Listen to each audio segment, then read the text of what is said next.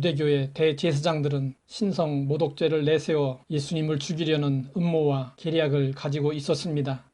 그러나 수백만의 사람들이 모여든 6월절 중에 그 일을 했다가는 자칫 밀란이 날 수 있기 때문에 명절 중에는 예수님을 손대지 않기로 했습니다.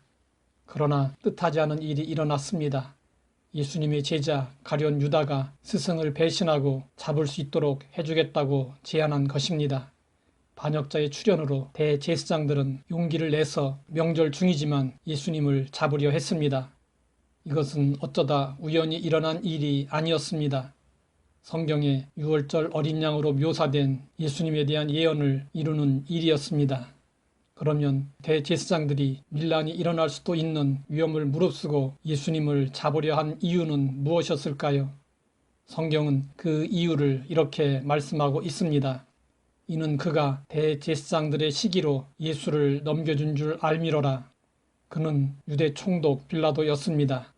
빌라도는 대제사장들이 하는 일을 정확하게 간파하고 있었습니다. 빌라도가 볼 때 예수님에 대한 고발 내용은 대제사장들의 시기심에 의해 군중들을 선동하여 조작된 증거와 거짓 증인들에 의해 고발 내용이 사실처럼 꾸며졌다는 것도 잘 알고 있었습니다. 어떻게 대제사장들이 이런 비양심적이고 터무니없는 일들을 할 수 있었던 것일까요? 당시 대제사장들은 시기심으로 인해 이성을 잃어버리고 합리적인 사고를 할 수 없는 상태에 있었습니다. 예수님 때에는 오늘날처럼 종교와 정치가 분리되어 있지 않았습니다. 그래서 제사장 계급의 종교인들은 종교뿐 아니라 모든 분야의 최고 지도자로서 명예와 부와 권력을 한껏 누리고 있었습니다. 세상 명예와 부와 권력이라는 것은 강한 중독성이 있습니다. 한번 맛을 보고 나면 절대로 그것을 끊어버리지 못합니다. 그렇기 때문에 독재자들은 스스로 권좌에서 내려오지 못하고 끝까지 버티다가 물리적인 힘에 의해 비참한 최후를 맞이하곤 했습니다. 그러면 대제사장들은 왜 예수님에 대해 시기심을 가지고 있었을까요? 성경은 그 이유를 이렇게 말씀하고 있습니다. 바리새인들이 서로 말하되 보라 온 세상이 그를 따르는도다. 이 말은 예수님이 죽은 나사로를 살리심으로 많은 유대인들이 예수님을 믿게 되었을 때 나온 말이었습니다.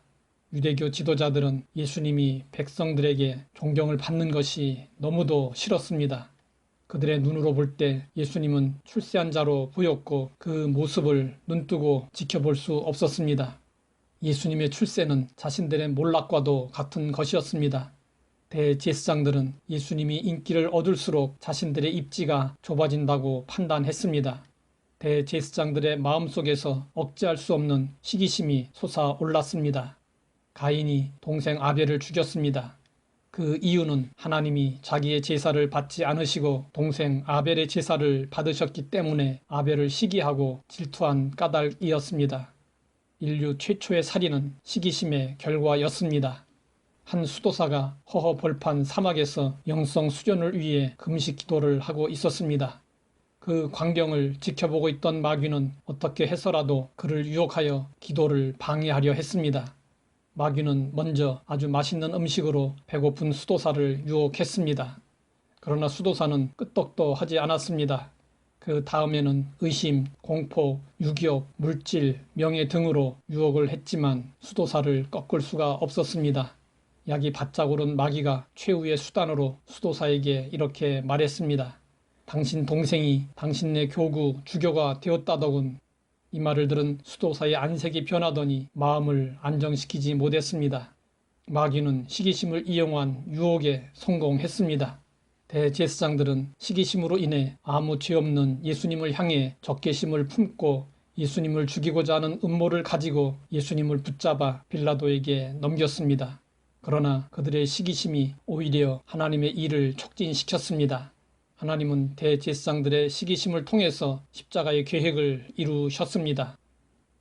하나님 아버지, 인간의 시기심까지도 하나님의 뜻을 이루는 도구로 사용하시는 하나님의 섭리를 알게 하시니 감사합니다. 도무지 불가능해 보이는 상황에서도 하나님의 뜻이 이루어진다는 사실을 믿고 약속의 말씀을 붙잡고 나아가게 하옵소서. 예수님의 이름으로 기도드립니다.